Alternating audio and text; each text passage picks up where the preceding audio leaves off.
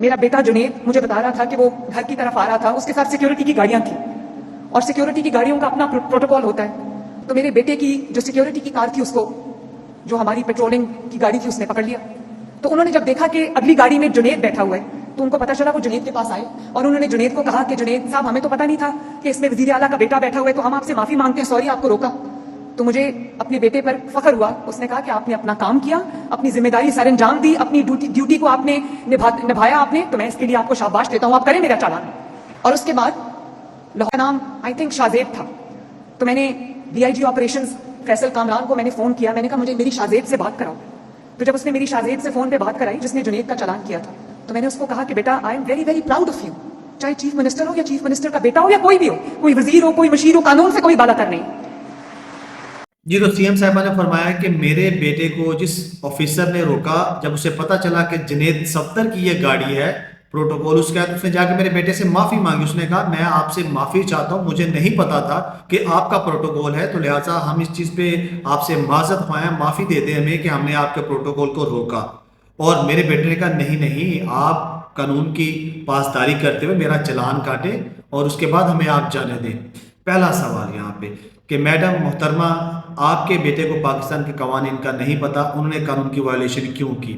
دوسرا سوال کہ آپ کا بیٹا جا رہا ہے اور روٹ پہ پتہ نہیں ہے لوگوں کو کہ کس کا قافلہ آ رہا ہے اور کون ہے یہ بندہ اس گاڑی کے اندر جس کے لیے ہم نے آگے روٹ کلیئر کروانا ہے، کہ اس آفیسر کو پتہ ہی نہیں چلا، اس نے روک لیا. چلیں تیسری بات اور تیسرا سوال، اس سرکاری آفیسر کو جو قوم کے ٹیکسز سے پلتا ہے، اس نے کیوں معافی مانگی؟ چاہے وہ کسی کا باپ ہی کیوں نہیں تھا، معافی کیوں مانگی؟ اس بات پہ اس آفیسر کو ٹرمینیٹ کیوں نہیں کیا گیا فوری طور پہ کہ تم نے معافی کیوں مانگی اس شخص سے جو مجرم ہے؟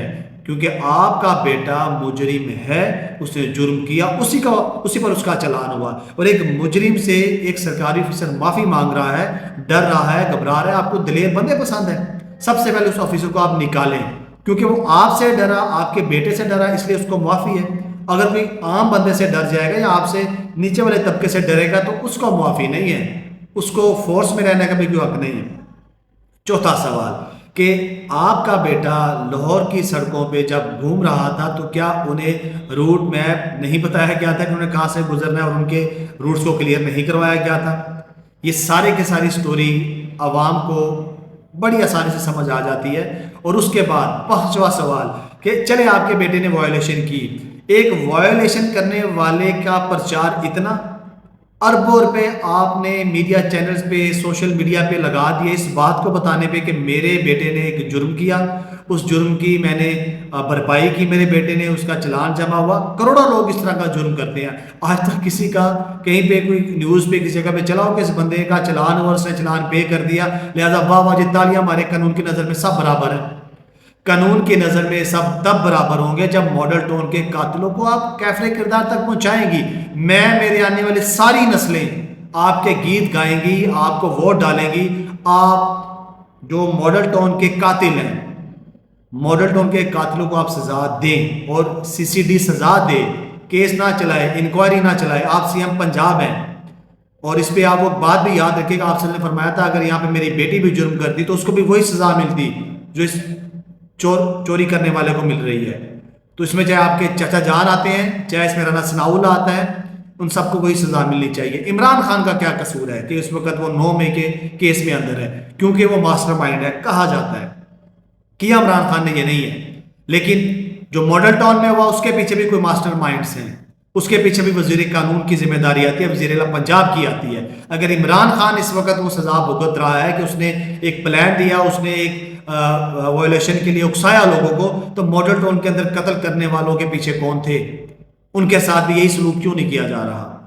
تو یہاں پہ کہاں پہ آپ کے مطابق غریب کو بھی انصاف ملے گا؟ وہ لڑکی جس کے منہ کے اندر گولیاں ماری گئی اور حاملہ تھی، اس کے قتل کا بدلہ کس نے لینا ہے؟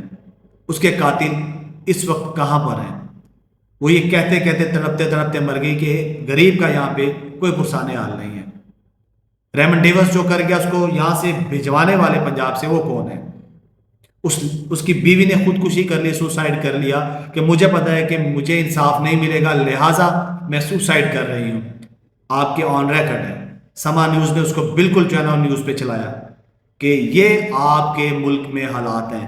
اور آپ نے اربوں روپیہ لگا دیا کہ جی آپ کے بیٹے نے ایک جرم کیا، اس جرم کو آپ نے پہلے ایڈورٹائز کیا، اس کے بعد آپ نے بتایا کہ اس نے اس کا چلان بھی پے کر دیا اور ایک سرکاری آفیسر نے اس سے معافی بھی مانگی.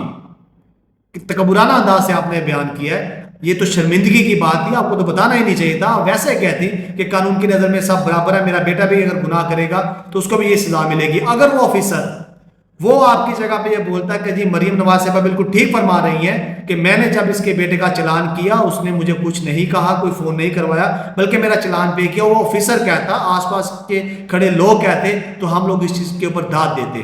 آپ نے اربوں کھربوں کروڑوں روپے اس کے اوپر لگا دیا کہ لوگوں کو پتا ہو جی مریم نواز کے بیٹے نے ایک جرم کیا اور اس کے بدلے میں اس نے چلان بھی پے کیا. واہ کمال.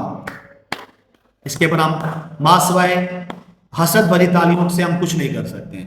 یہ المیہ ہمارے ملک کا کہ جرم کرو، اس جرم کی تھوڑی سی بھرپائی کرو اور اس پہ پھر عوام کے ٹیکسز کے پیسے سے مشہوری کرو، اشتہار دو اور بتاؤ کہ جی فلاں کے بیٹے نے یہ جرم کیا تھا اور اس نے اس کے بدلے میں 500 روپے کا چلان پے کیا. اور بھائی 500 روپیہ میرے سے لے لیتے لیکن یہ اربوں روپے کے یا کروڑوں روپے کے اشتہارات تو نہ چلاتے آپ. میری قوم کے معصوم لوگوں کا ٹیکسز کا پیسہ تو وہاں پہ نہ لگاتے، وہاں انجیکٹ نہ کرتے. ہم شاباش دیتے آپ کے بیٹے کو، ہم پھولوں کے ہار ڈال دیتے کہ جی آپ نے ایک جرم کیا اور اس کی آپ نے بھرپائی کر دی، یہ ہے پھولوں کا ہار. اور اس غلیظ انسان کو جس نے معافی مانگی وردی پہننے ہوئے اس کو دھکے مار کے ڈپارٹمنٹ سے باہر نکالتے. بھائی تو ایک ڈیوٹی پہ کھڑا ہے، تو کسی کے باپ کا ماں کا ملازم نہیں ہے، تو نے معافی کس بات کی مانگی؟ سب سے پہلے تو اس کو فارغ کرنا چاہیے تھا. لیکن اس کی بھی تعریف جس نے معافی مانگی ڈر گیا جو، اور اس کی بھی تعریف جس نے جرم کیا، اور اس کے بعد پوری میڈیا کے اوپر یہ خبریں چلیں. یہ ہے ہمارے پاکستان کا حال. اپنا خیال رکھیے گا. اللہ حافظ.